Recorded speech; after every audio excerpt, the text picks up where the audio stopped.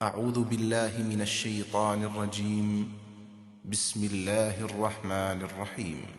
كدأب آل فرعون والذين من قبلهم كفروا بآيات الله فأخذهم الله بذنوبهم إن الله قوي شديد العقاب ذلك بأن الله لم يك مغيرا نعمة أنعمها على قوم حتى يغيروا ما بأنفسهم وأن الله سميع عليم كدأب آل فرعون والذين من قبلهم كذبوا بآيات ربهم فأهلكناهم بذنوبهم وأغرقنا آل فرعون وكل كانوا ظالمين۔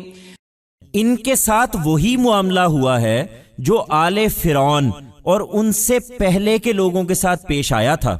انہوں نے اللہ کی آیتوں کا انکار کر دیا تو اللہ نے ان کے گناہوں پر انہیں پکڑ لیا۔ بے شک اللہ قوی ہے، وہ سخت سزا دینے والا ہے۔ یہ اس وجہ سے ہوا کہ اللہ کسی نعمت کو جو اس نے کسی قوم کو عطا کی ہو اس وقت تک نہیں بدلتا جب تک وہ خود اپنی حالت میں تبدیلی نہ کریں، نیز اس وجہ سے کہ اللہ سمیع و علیم ہے۔ وہی ہوا ہے جو آل فرعون اور ان سے پہلے کے لوگوں کے ساتھ پیش آیا تھا۔ انہوں نے اپنے پروردگار کی نشانیوں کو جھٹلایا تو بالآخر ان کے گناہوں کی پاداش میں ہم نے انہیں ہلاک کیا اور فرعون کے لوگوں کو غرق کر دیا۔ یہ سب ظالم لوگ تھے۔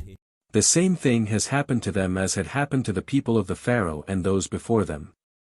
They denied the revelations of God, so God seized them for their sins.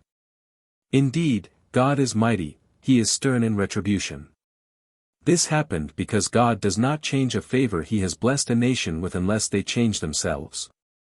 Moreover, because God hears and knows all. The same has happened with the people of the Pharaoh and those before them. They rejected the signs of their Lord, so, at last, we destroyed them because of their sins and drowned the Pharaoh's people. All these were unjust people,